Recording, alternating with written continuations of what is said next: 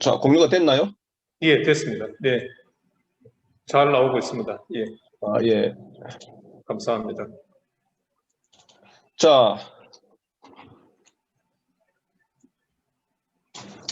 네, 저의 주제는 야고보서 5장 14절에 너희 중에 병든 자가 있느냐라는 이 구절을 해석하는 번역하고 해석하는 문제입니다. 제가 3시 반까지 하면 되겠습니까? 3시 35분까지 하시면 네, 되겠습니다. 35분까지 하겠습니다. 예, 네네네. 뭐 조금 늦어도 상관은 없습니다. 그래도 뭐 가능하면은 30분 네. 내로 맞춰주시면은 네, 참 알겠습니다. 좋겠습니다. 네. 자, 그래서 일단은 제가 들어가는 말부터 그리고 이 주제는 제가 박사 때 전공한 것은 아니고요. 저는 전공을 갈라디아서 했고 귀국하고 나서 제가 관심 있게 보고 있는 책이 야고보서이기 때문에 특별히 그 중에 몇 가지 주제인데 특별히 이 주제는 저희들이 잘 알고 있는 문제이면서도 우리가 보편적으로 생각할 때는 이 병든 자가 육체적인 질병을 의미하는 그런 것으로 많이 보는데 저는 전체적인 문맥이나 또 야고보서의 기록 목적이나 수신자들이 처해 있는 그런 상황들을 봤을 때 이 본문을 육체적인 질병보다는 오히려 영적인 질병이나 아니면 영적인 곤고함으로 보는 것이 더 맞지 않을까라는 취지에서 한번 이 글을 적어보았습니다. 들어가는 말부터 제가 쭉 읽도록 하겠습니다. 야고보서 5장 14절은 아세네이 키스 앤 휘민으로 시작합니다. 이는 대부분의 한글 성경에서 너희 중에 병든 자가 있느냐 또는 병든 자가 있으면 이렇게 번역하거나 여러분 가운데 앓는 사람이 있습니까 또는 있으면 이렇게 번역을 합니다. 이처럼 이 한글 번역처럼 대부분의 영어 번역본에서도 Is anyone among you sick? 이렇게 하거나 Is anyone among you ill? 이렇게 번역을 하고 있습니다. 이와 같은 사실을 통해서 알 수 있는 것은 야고보서 5장 14절에 사용된 동사 에센네오가 거의 모든 번역본에서 육체적인 질병을 나타내는 것으로 번역이 된다는 것입니다. 번역 성경뿐 아니라 학자들도 일반적으로 이 동사가 육체적인 질병을 가리키는 것으로 해석을 합니다. 즉 5장 14절에서 야고보서의 저자는 수신자 중에 육체적인 질병을 앓고 있는 자는 교회의 장로들을 청하여 기도를 받으라고 권면하고 있다는 것입니다. 이와 같은 해석에 근거해서 목회자들이나 성도들 대부분은 육체적 질병을 앓는 성도를 위해서 기도할 때에 본문을 인용을 해서 사용합니다. 거의 모든 학자와 번역본이 5장 14절을 전기한 바와 같이 해석하고 번역하기 때문에 본문에 대한 또 다른 해석을 제시하는 것은 쉽지 않아 보입니다. 뭐 그렇지 않습니까? 대부분의 사람들이 그쪽으로 가고 있기 때문에 사실 이렇게 제시하는 것이 뭐 위험한 시도일 수도 있고 또 많은 사람들의 예전에 세미나 한번 할 때 이런 말했다가 많은 사람들이 손을 들고 벌떼같이 손을 들으면서 질문을 하는 것을 보았는데 과연 그렇게 봐야 되냐고. 자, 그러나 이와 같은 번역과 해석이 본문의 전후 문맥과 서신 전체의 기록 목적과 잘 어울리는지는 의문입니다. 왜냐하면 서신을 마무리하는 시점에서 새로운 주제를 제시하는 것은 어색하기 때문입니다. 무슨 말이냐면 5장 13절에서 너희 중에 고난당하는 자가 있느냐 그는 기도할 것이요 즐거워하는 자가 있느냐 그는 찬송할 것이니라 라고 하면서 고난과 즐거움이라는 보편적인 주제 곧 앞서 다루었던 고난 전체를 총칭하면서 마무리하는 시점인데 거기서 다시 육체적인 질병이라는 특정 주제로 돌아가는 것은 제가 볼 때는 아주 부자연스럽습니다. 또한 육체적 질병과 치유에 관한 주제라면 왜 구약 선지자인 엘리야의 예를 들면서 비와 관련하여 설명하는지도 의문입니다. 왜냐하면 육체적인 질병이나 눈에 보이는 피지컬한 그 문제를 다룬다면 오히려 엘리야의 선지자 예 중에서 사르밧 과부의 아들을 살린 엘리야의 기도를 예로 드는 것이 제가 생각할 때는 더 적절하다고 봅니다. 그렇게 지적을 하는 학자들도 있습니다. 그뿐만 아니라 야고보서의 저자는 서신을 마무리하는 닫는 단락에서 미혹되어 진리를 떠난 자와 영혼 구원에 대해서 언급합니다. 만약에 야고보서 5장 19절 20절이 서신 전체의 기록 목적을 반영한다면 이전 단락의 5장 14절에 사용된 아세네오 역시 미혹되어 진리를 떠난 자의 모습을 묘사하는 것일 수 있다는 것입니다. 본글의 목적은 야고보서 5장 14절의 아세네오티스 앤 휘민에 사용된 동사 아세네오가 무엇을 의미하며 어떻게 해석되어야 할 것인가를 살펴보는 것입니다. 이를 위해서 먼저 이 동사 아스텐네오가 신약 성경에서 사용된 용례를 살펴볼 거고요. 그런 후에 아스텐네오를 영을 앓는 것으로 해석하는 가장 큰 이유 중에 하나인 기름을 바르는 것의 의미와 병든 자를 구원하고 일으키는 것의 의미를 살펴보려고 합니다. 그리고 야고보서 5장 저자가 5장 17절 18절에서 비가 오지 않기를 또는 오기를 기도하는 엘리야를 예로 제시한 이유가 무엇인지를 논의할 겁니다.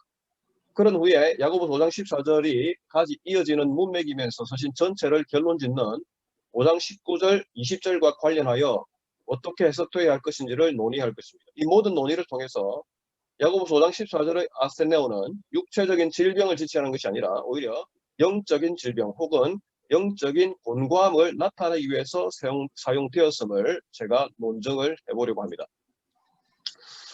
먼저 1번 야고보서 5장 14절의 아스텐네오의 용례를 한번 보시면 자, 이와 같은 단어군을 형성하는 아스텐네스 또는 아스텐네이아는 신약 성경에 한 80여 회에 나타나는데 기본적으로 다양한 종류의 약함 또는 무기력함을 의미합니다. 동사 아스텐네오는 첫 번째, 쇠약하게 하는 병에 시달리다 또는 병이 나다 이런 의미가 있고 개인적인 능력이나 한계를 경험하다 이런 의미도 있고요. 또는 허약해지다 이런 의미도 있고 물질적 필요의 부족을 경험하다 또는 곤궁하다 이런 의미로 사용되고 있습니다. 신약 성경의 용례를 살펴볼 때에 사도행전과 서신서의 몇 경우를 포함하여 복음서에 사용된 경우는 대부분 육체적인 질병을 가리키는 데 사용되었음을 알 수 있습니다. 그러나 바울 서신에 사용된 아스텐네오는 대부분 육체적 질병을 가리키기보다는 율법의 무능함, 담대함의 반대적 의미로서의 연약함, 인간의 연약함, 미약하거나 소심한 마음을 가진 의미로서의 연약함 또는 누구에게 무엇인가 할 수 있음의 반대 개념으로서의 연약함 이런 외에 믿음의 연약함을 묘사할 때 사용되고 있습니다. 그리고 사도행전에서는 물질적으로 연약한 자들을 묘사하기 위해서 아스텐네오가 사용되었다는 것입니다. 그래서 이런 신약 성경의 용례를 볼 때 야고보서 5장 14절의 그것이 육체적인 질병을 가리키는지 아니면 영적인 것을 가르치는지는 명확히 알 수 없다는 것입니다. 블룸버그와 카멜은 본 구절이 일으키는 첫 번째 질문은 아스텐네오가 말하는 질병이 육체적인 것인지 아니면 영적인 것인지에 대한 것이라고 하면서 바울은 종종 영적으로 병들다는 의미로 사용하지만 복음서에서는 항상 그리고 거의 모든 곳에서 이 동사는 육체적인 질병을 가리킨다. 야고보서가 이른 시기에 기록되었다고 보고 그가 예수님의 가르침에 의존할 뿐 아니라 그의 서신에 언급된 다른 고통들이 명확한 육체적인 문제들을 언급했다는 사실을 고려하면 후자의 의미, 즉 육체적인 질병이 여기서 더 가능성이 있다 이렇게 주장합니다. 그런데 이와 같은 주장은 그렇게 설득력이 있어 보이지 않는데 왜냐하면 성경의 저자 중에서 예수님의 가르침에 영향을 받지 않은 자들이 있을 수 없고 모두가 영향을 받았죠. 그죠? 예수님의 영향을 받은 바울이 영적인 의미의 질병을 가리키기 위해서 아스텐네오를 사용했다면 야고보 저자도 당연히 그럴 수 있기 때문입니다. 그뿐만 아니라 야고보서에서 언급된 다른 고통이 명확히 육체적인 문제들이라고 지적을 했지만은 블룸버그하고 아까 말했던 그 학자들이 야고보서의 저자가 지적하는 고난은 사실 1장 2절에 보시면 여러 가지 시련이라고 그랬습니다. 그래서 수신자들이 당하는 모든 외적, 내적 고난을 다 포함하고 있습니다. 그리고 야고보서 5장 4절에서 지적하는 수수자의 우는 소리는 분명 그들의 외적인 고통뿐 아니라 내적인 고통도 포함하고 있는 것입니다. 야고보서 여러 곳에서 두 마음의 문제를 지적하면서 그들의 손과 마음을 성결하게 해야 할 필요성에 대해서 지적하는 것을 볼 때에 저자는 수신자들의 외적인 고통의 문제보다는 그로 인해서 야기되는 내적인 문제에 더 큰 관심이 있다고 저는 생각합니다.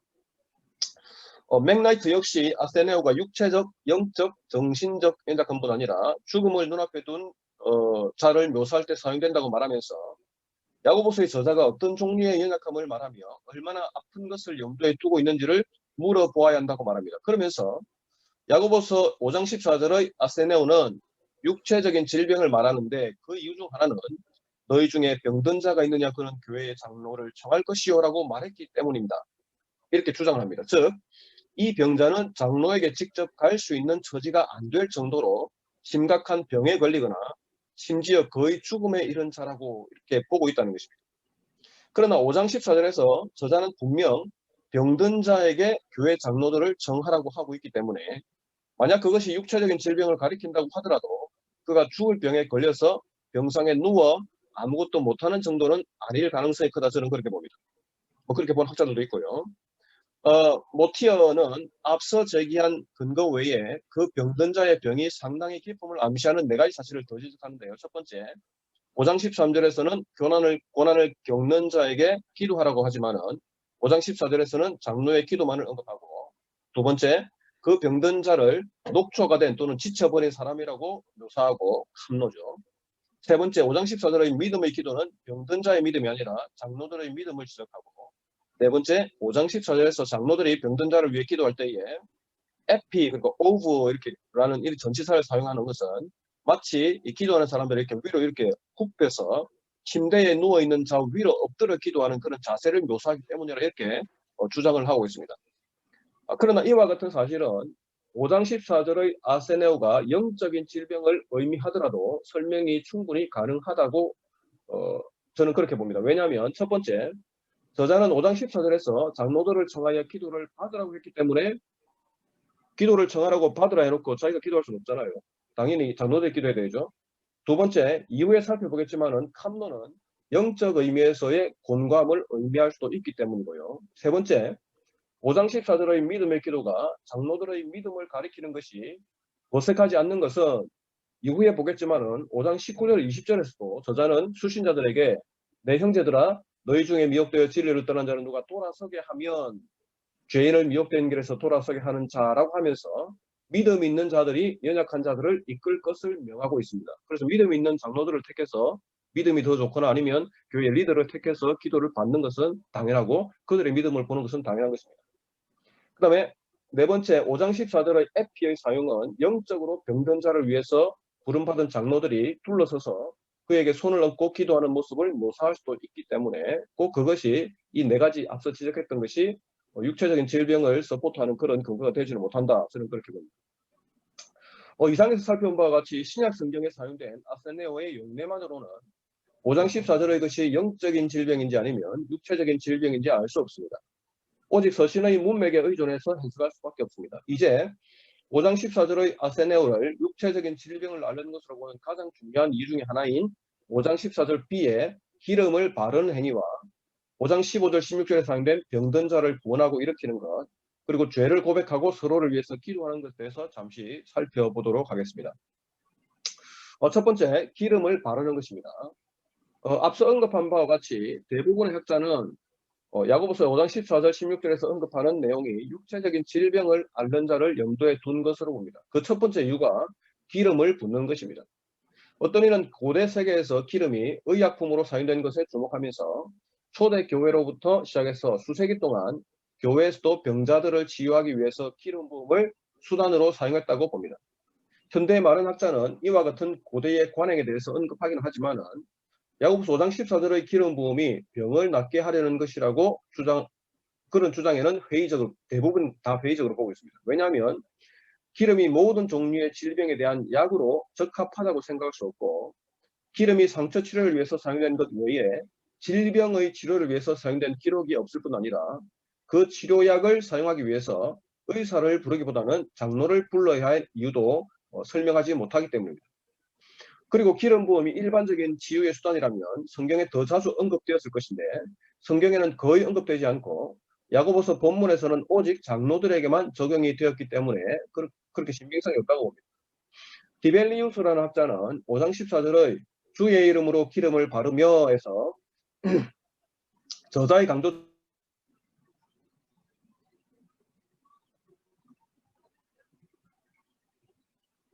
그는 더 나아가서 저자가 말하는 치유가 치료제로서의 기름에 의한 것이 아니라 기도와 하나님의 이름을 동반한 기름의 효과라고 말하면서 그러니까 기름에 그 효과가 있다는 거죠.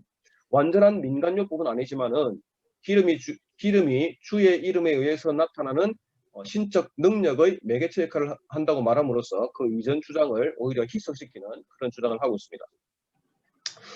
메가드라는 학자는 야고보 5장 14절의 아세네오가 영적인 의미를 지닌다고 하면서도 기름 부음은 상징적인 의미라기보다는 장로들이 박해로 인해서 육체적인 상해를 당한 자들의 상처나 거친 환경 아래 오랫동안 육체적인 일을 한 자들의 아픈 근육에 기름을 바르고 문지르는 것을 의미한다고 봅니다. 그냥 기름 부음이 아니라 그걸 발라서 이게 문지른다는 거죠. 우리 마사지 하듯이. 그러나 이와 같은 주장도 앞서 지적한 바와 같이 치료의 주체가 주의 이름에 있음을 간구할 뿐 아니라 바르다 또는 칠하다의 의미로 사용된 예는 70인역의 에스겔서 13장 10절 15절에서 몇 회 발견되는데 거기서는 기름이 아니라 회칠하다는 의미로 사용되기 때문에 받아들이기 쉽지 않습니다. 롭스는 마가복음 6장 13절과 야고보서 5장 14절에서 볼 수 있듯이 치유를 위해서 사용되는 기름과 영적 세력에 호소하는 것이 섞여 있다고 하면서 이러한 것들은 당시의 대중적 관습에 따라서 야고보서의 저자는 수신자들이 미신이나 비기독교적인 것이나 주술로부터 도움을 얻으려고 하는 습관을 없애기 위해서 5장 14절과 같은 고면을 했다고 주장을 하고 있습니다. 재미있는 주장입니다만은 그러나 서신 전체에서 저자에게 그와 같은 의도가 있었는지 수신자들이 비기독교적인 것으로부터 도움을 얻으려는 그런 습관이 있었는지에 대한 언급이 전혀 없기 때문에 또 다른 이들은 기름 부음이 그의 백성이 구속되어 있는 동안에도 하나님께서 끊임없이 관심을 가지고 계심을 상징하는 것으로 보지만은 이처럼 볼 수 있는 근거도 제가 볼 때는 충분하지 않는 것 같습니다. 가장 일반적으로 받아들이는 견해는 비록 세부적인 설명은 조금씩 다르게 하더라도 기름 부음을 상징적인 의미로 보는 것입니다. 구약 성경에서 기름 부음은 자주 사람이나 물건을 하나님께서 사용하거나 섬기도록 하는 성별을 상징했습니다. 더글라스 무어는 장로들이 기도할 때에 그들이 병든 자에게 기름을 붓는 것은 그 사람이 하나님의 특별한 주의나 관심을 위해서 구별되었음을 상징하기 위함이다라고 주장을 하고 있습니다. 그는 계속해서 성경에서 기름 붓다로 번역된 동사는 알레이프와 크리오가 있는데 이 두 단어 모두 마가복음 6장 13절과 야고보서 5장 14절을 제외하고 병을 고치는 의미로 사용된 적이 없다고 봅니다. 70인역에서는 전자는 거의 모든 경우 물리적인 행위를 나타내지만은 후자는 78회 중에서 3회가 물리적인 행위인 미용을 위한 율법과 관련이 있고 그 외에는 제사장이나 성물 또는 이스라엘의 왕을 성별하는 비유적 의미로 사용됐다고 주장합니다. 70인역과 같이 신약에서도 크리오는 항상 비유적인 의미로 사용되어서 하나님께서 예수님을 특별히 구별하시거나 바울을 성별한 것에 사용되었습니다. 알레이포는 미용이나 위생을 위한 기름 부음의 의미로 사용되었지만은 예수께서 기름 부음 받은 사건을 기록한 곳에서는 상징적인 의미를 함축한다고 봅니다. 따라서 야고보서의 저자가 5장 14절에서 알레이포를 선택한 이유는 여기서 말하는 기름 부음이 물리적인 행위를 나타내면서도 상징적인 의미가 있음을 나타내기 위함이라 이렇게 주장을 하고 있습니다. 위와 같은 주장이 일리가 있지만은 그런데도 만약에 5장 14절의 아센네오가 육체적인 질병을 앓고 있는 자를 가리킨다면 제가 생각할 때 그에게 필요한 것은 하나님께서 그와 함께 하신다는 상징을 담은 기름 부음의 행위보다는 그의 질병이 실제로 고침을 받을 수 있다는 기적이나 확신의 표가 필요할 겁니다. 그리고 앞서 설명한 바와 같이 학자들은 기름 부음이 하나님을 위한 성별을 상징한다고 바르게 지적했는데 육체적인 질병을 앓고 있는 자가 이처럼 성별되어야 할 이유가 무엇인지 저는 이해할 수가 없었습니다. 이와 같은 설명은 오히려 5장 14절의 아세네오가 영적 질병을 앓고 있는 자로 볼 때에 더 자연스럽다고 저는 생각합니다. 즉 기름 부음이 구약에서 왕이나 제사장을 성별하고 신약에서 예수님과 바울을 성별하여 특별한 직무를 맡길 때에 사용된 것처럼 영적인 질병을 앓고 있는 자가 그에게 주어진 직무를 잘 감당하지 못하고 있을 때에 성별을 상징하는 기름 부음을 통해서 하나님께서 그를 다시 구별하여 그 직무를 잘 감당할 수 있도록 하신다고 보는 것이 오히려 더 자연스럽지 않을까 그렇게 봅니다. 앞서 언급했듯이 야고보서 저자의 강조점은 주의 이름과 믿음의 기도에 있지만 그와 더불어서 기름 부음과 같은 상징적인 행위는 영적으로 병들고 위축되어 자신의 직무에서 벗어난 자에게 다시금 하나님의 부르심과 성별을 보여줄 좋은 수단이 될 수 있을 것 같습니다. 특별히 교회 장로들이 청함을 받은 이유는 그들이 교회를 대표하는 리더들이기 때문일 것입니다. 그래서 어떤 학자는 장로들을 부르는 것은 단순히 장로를 부르는 것이 아니라 그 교회 전체를 부르는 것이다. 각주를 보시면 아시겠지만은 저도 그렇게 동의합니다. 장로들은 교회의 대표들로서 성도를 돌보아야 할 임무가 있습니다. 그들의 교회를 대표하기에 병든 자가 그들을 부르는 것은 교회를 부르는 것이고 그들의 기도는 곧 교회 전체의 기도가 되는 것입니다. 자, 두 번째, 구원하고 일으킨다 이 단어의 의미에 대해서 보겠습니다. 시간이 많이 갔죠. 11분 정도 남았는데 빨리 지나가겠습니다. 여기서 이제 보통 구원하다, 일으키다 이 단어를 그냥 육체적인 구원, 왜냐하면 전체적으로 볼 때 일으키다라는 표현이 있기 때문에 일으키는 것은 결국은 아픈 사람을 나수어서 일으키는 것이 아닐까, 뭐 그렇게 대부분 보거든요. 자, 넘어가겠습니다. 여기서 그러나 학자들이 간과하는 것은 캄노가 70인역에서 육회 중에서 사회가 육체적인 약함이나 죽음을 의미하는 것으로 사용됐지만은 나머지 2회 중에서 적어도 한 곳은 10장 1절, 17장 2절은 완전히 그냥 다르게 그냥 의역을 해가지고 완전히 의미가 없고, 욥기 10장 1절에서는 내 영혼이 살기에 곤비하니 내 불평을 토로하고 내 마음이 괴로운 대로 말하리라, 이런 영적인 곤비함을 의미하는 것으로 사용되었다는 것입니다. 무엇보다도 캄노는 신약 성경에서 하팍스 레고메논이 아니면 아까 말했던 제가 넘어갔는 데서 어떤 학자는 이게 하팍스 레고메논을 하는데 사실은 그렇지 않습니다. 히브리서 12장 3절에도 사용되었습니다. 여기 보면 너희가 피곤하여 낙심하지 않기 위하여 죄인들이 이같이 자기에게 거역한 일을 참으신 일을 생각하게 보면 너희가 피곤하여 이렇게 사용되었는데 이거는 육체적인 피곤이 아니라 영적인 피곤을 이야기하겠죠. 그렇기 때문에 다른 데서는 몰라도 신약 성경에서 2번 사용되었는데 그 중에 하나 히브리서 12장 3절에서 영적인 피곤함을 가르치는데 왜 야고보서 여기서는 육체적인 그걸 봐야 되냐, 제가 그런 문제를 제기했습니다. 자, 그러면 5장 15절의 믿음의 기도는 병든 자를 구원하리라고 번역된 문장은 영적인 구원을 말하는 거 아니면 육체적인 질병의 치유를 말하는가? 구원하다는 기본적으로 영어는 쭉 넘어가겠습니다. 아까 말했듯이 이걸 이제 육체적인 구원으로 많이 보고요. 시간이 없기 때문에 쭉 넘어가겠습니다. 자, 여기 보겠습니다.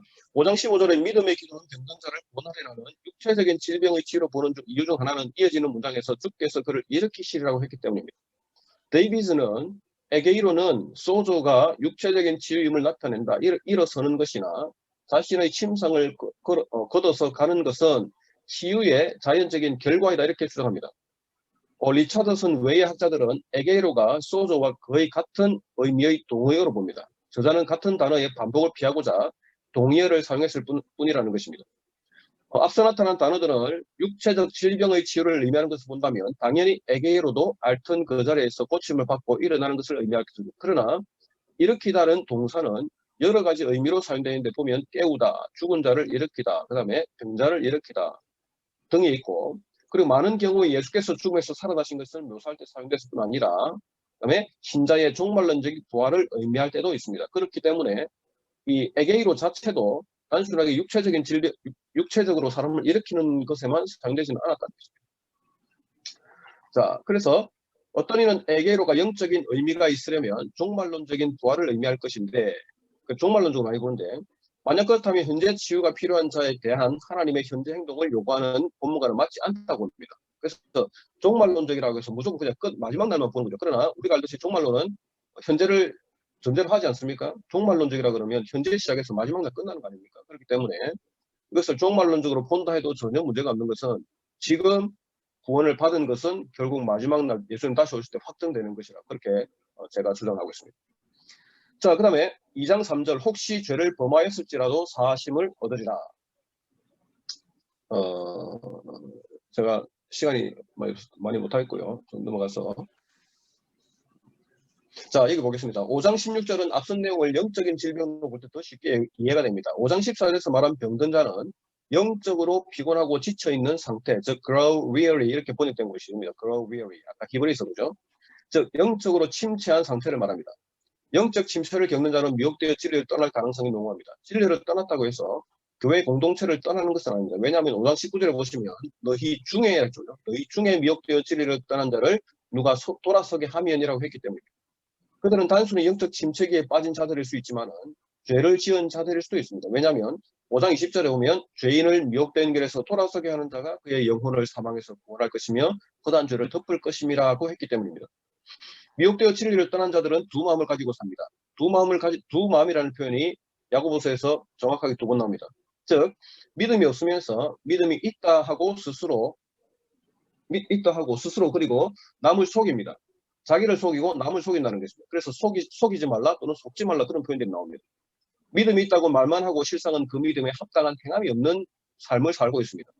믿음이 있다고 말하면서 차별하면서 살고 하나님을 찬양하는 입으로 그의 형상을 따라 지음받은 자를 저주합니다.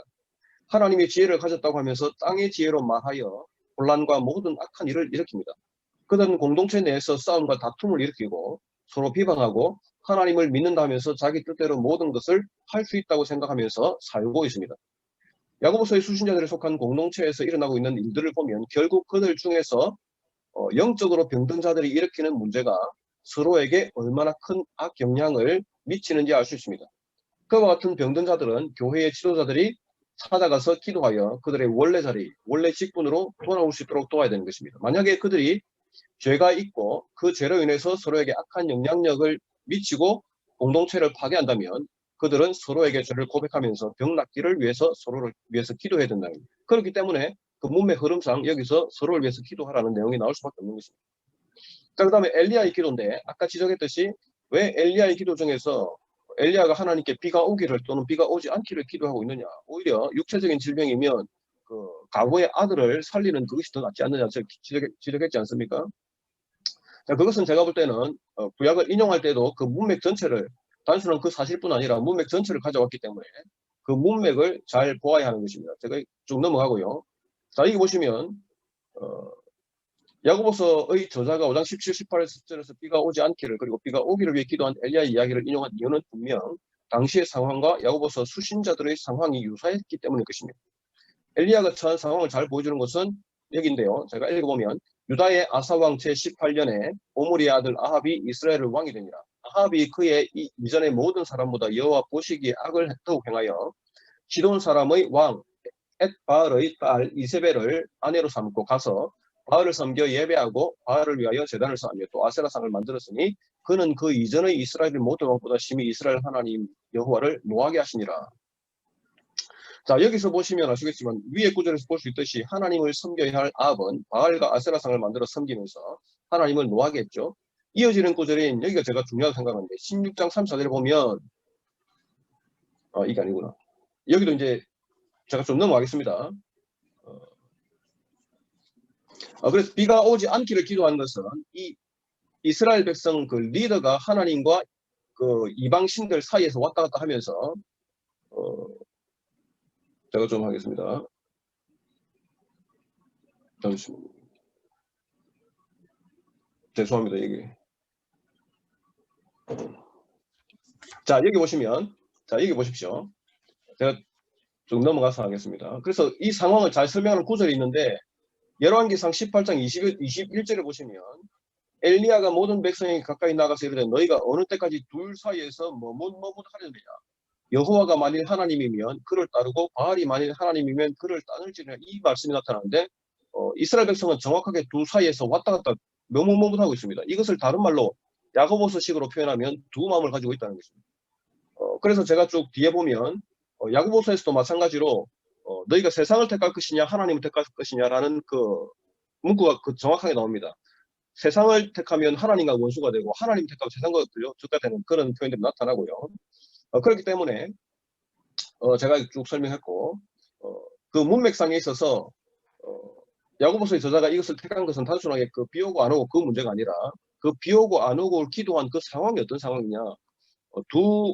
그 사이에서 왔다 갔다 하는 그리고 두 마음을 가지고 생활하는 이스라엘 백성과 그의 리더 그리고 야고보서 수신자들 똑같이 행동하고 있는 그들에게 그 말씀을 하기 위해서 그래서 결국은 나중에 그 열왕기 여기 보시면 아시겠지만은 왕상 여기 보시면 아시겠지만은 결국에 그 모든 것들이 끝나고 나서 바알과 아세라상 그 선지자들 850명 이기고 나서 이스라엘 백성들이 하나님을 인정하게 되고 그 이후에 다시 그 엘리야가 기도하면서 비가 오는 그런 사건들이 나타나게 되는 것입니다.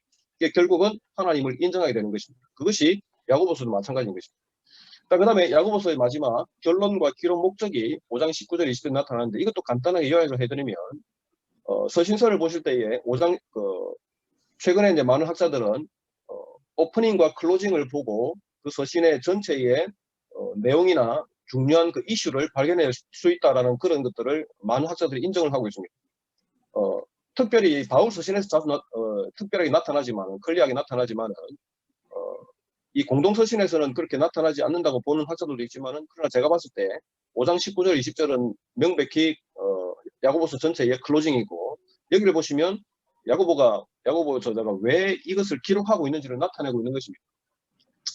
그래서 그 형식을 봤을 때에 5장 19절, 20절은 보통 바울 서신에 나타나는 concluding exhortation, 그러니까 마치 결론적 권면에 해당하는 부분인데, 그 결론적 권면을 이렇게 말하면서 아까 읽었듯이, 그죠? 너희 중에 미혹된 자가 있느냐? 그러면 너희 중에 미혹되어 진리를 떠난 자를 돌아서게 하라. 돌아서게 하기 위해서 수신자들에게 이 서신을 보내는 것입니다. 그리고 나서 돌아서게 하라는 그런 내용뿐 아니라 그들의 죄, 그들의 구원에 대해서 이런 이야기를 하고 있고, 그런 내용이 사실 아까 말씀드렸듯이 서신 전체에서 아까 말씀 두 마음, 그죠? 두 마음과 관련해서 우리가 그 야고보서 생각하면 행함이 없는 믿음을 말하고 있지 않습니까? 똑같은 말입니다. 두 마음을 가지고 하나님을 믿는 척하면서 실제 그 삶 속에서는 하나님의 믿는 모습이 나타나지 않는 그런 모습들을 수신자들에게 너희가 그들이 영혼이 병들었다. 그러니까 너희들이 그들을 구원해라. 다시 진리로 돌이키게 하여서 구원하라라는 그런 메시지를 전달하고 있는 것입니다. 자, 그렇게 볼 때에 전체적으로 봤을 때 이런 맥락에서 봤을 때 제가 아까 다루었던 5장 14절에서 너희 중에 병든 자가 있느냐, 이것도 문맥에서도 명백하게 영적으로 권고하거나 영적으로 병든 자를 가리키지 않을까, 이렇게 보고 있는 것입니다. 그래서 나가면서 이제 결론을 제가 간단하게 읽겠습니다. 이상의 논의를 근거로 해서 야고보서의 기록 목적부터 다시금 정리를 해봅시다. 야고보서는 흩어져서 살면서 여러 가지 시련에 직면한 수신자들에게 보내는 서신입니다. 그들 중에는 많은 시련을 오랜 기간 동안 당하면서 그들이 듣고 배웠던 진리의 말씀으로부터 스스로 미혹되어 떠났거나 떠나려 했던 자들이 있었던 것 같습니다. 그들은 교회 공동체에서 머물면서 스스로 믿음이 있다고 말하지만은 실상은 그 믿음에 따르는 행동이 없었던 두 마음을 가지고 살아가는 자들이었습니다.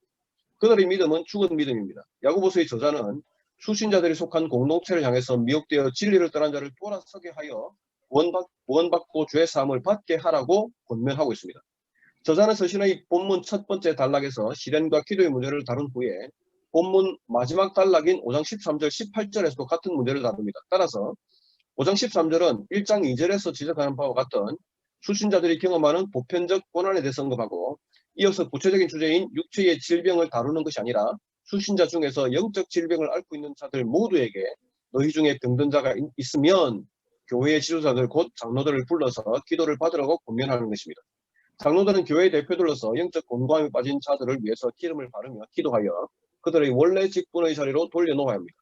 믿음의 기도는 영적 공고함에 빠진 자를 구원하고 다시 이렇게 세웁니다. 심지어 그가 죄를 범했다고 하더라도 삶을 얻게 합니다. 따라서 영적 공고함에 빠져서 공동체를 혼란스럽게 하는 자들은 서로 죄를 고백하고 서로 치유가 될 수 있도록 기도해야 합니다. 수신자들은 바알과 하나님 사이에서 두 마음을 가지고 행하던 이스라엘 백성을 하나님께 되돌리고 죄 용서함을 받게 한 엘리야의 기도를 모범으로 삼아야 합니다. 이렇게 결론을 내리겠습니다. 네, 감사합니다. 3분 늦었네요. 네. 예, 우리 주 박사님 이렇게 발표해 주시느라고 정말 수고 많으셨습니다.